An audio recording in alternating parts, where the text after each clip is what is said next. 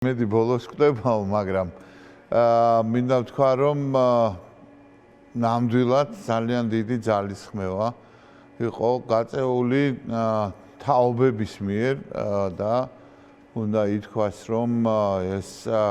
მიზანი და ამოცანა, რომელიც ჩვენი ხალხის, ჩვენი მოქალაქეების აბსოლუტური უმრავლესობის ნება და ამ ნების გამოხატულება იყო ყველა განხორციელებული ქმედება და ნაბიჯი ახლა ძალიან მძიმე, ყველაზე მძიმე ბოლო ნაწილი იყო იმ შეფასებების მოსმენა, რომელსაც ვისმენ ბრიუსელიდან, ევროპული კავშირიდან და სამწუხაროდ უნდა ითქვას, რომ პერსპექტივები არც ისე კარგად გამოიყურება და ნათელფერებში მიუხედავად იმისა, რომ ქართული საზოგადოების და საქართველოს მოქალაქეების ნება ურყევია და ეს ნება მნიშვნელოვანწილად გამოხატულია სწორედ ამ დრაკონული კანონების პირობებში უწყვეტი პროტესტის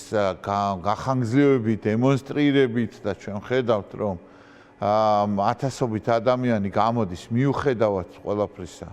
მაინც ყოველდღიურად, მალე 400 დღე იქნება, როცა შესრულდება, რაც ეს პროტესტი მიმდინარეობს და პირველი ალბათ ამითი უნდა დამეწყო აუცილებლად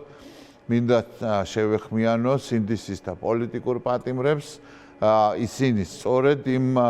დიდი იდეალებისთვის და სწორედ იმ დიდი მიზნებისთვის მებრძოლი ადამიანები არიან, რომლებიც განასახიერებენ სამართლის უფლებების დაცვის, ქვეყნის ინტერესების და საგარეო პოლიტიკის ინტერესების დაცვისთვის ახლა ბრძოლაში მყოფ ადამიანებს, რომლებსაც მიუსაჯა ყოვლად უსამართლოდ სასჯელი, უსამართლო სასამართლო. ესეთია რეალობა, თუმცა კიდევ ერთხელ მინდა ვთქვა, რომ ევროპული კავშირის მხრიდანაც არ არის ეს კარი დახურული საბოლოოდ და ხაზგასმა არის. ევროკავშირის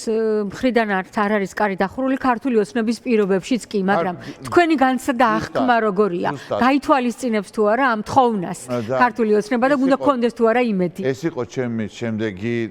აზრი, რომელიც უნდა მეთქვა და იმ ანგარიში, რომელიც ეხება ვიზა ლიბერალიზაციას და უახლოეს დღეებში 30 დეკემბრიდან შედის ახალი მექანიზმი ძალაში სამწუხაროდ იქ არის ძალიან მკაფიოდ ასახული, რომ პირველი ეს შეეხება ძალაუფლების მფლობელ პოლიტიკურ ძალას, ქართულ ოცნებას, რომელიც შორდება სულ უფრო მეტად ვიზა ლიბერალიზაციით ნაკისრვალდებულებებს და ეს მთელი რიგი მიმართულებები არის ადამიანის უფლებების დაცვის კუთხით, განსაკუთრებით უსაფრთხოების კუთხით, რუსეთთან ამ კუდების გადამტან ჯაშუშობაში მხილებულია ბევრი. უსაფრთხოების მხრივ ძალიან სერიოზული კითხვის ნიშნები გაუჩნდა ევროპულ კავშირს. ამ თვალსაზრისით ეს იქნება ბოლო შესაძლებლობა იმ შემთხვევაში იქნებოდა ბოლო შესაძლებლობა თუ კი ქართული ოცნება მართლა გონს მოეგებოდა. დღევანდელი გადმოსახედიდან და დღევანდელ ვითარებაში სამწუხაროდ ჩვენ არ გვაქვს იმის არავითარი ნიშანი და მოცემულობა. პირიქით ისინი უკვე მზად არიან იმისთვის, რომ საქართველოს მთლიანად მოსახლეობას და მოქალაქეებს შეუჩერდეთ უვიზო მიმოსვლა, რაც არის ასახული ასევე ამ ანგარიში, რომ თუ კი ქართული ოცნება არ შეასრულებს ამას, შემდეგ ქართული ოცნების ლიდერების დასანქცირების შემდეგ ევროპული კავშირი იძულებული იქნება, რომ სრულიად ქვეყანაზე გავრცელდეს უვიზო მიმოსვლის შეზღუდვა.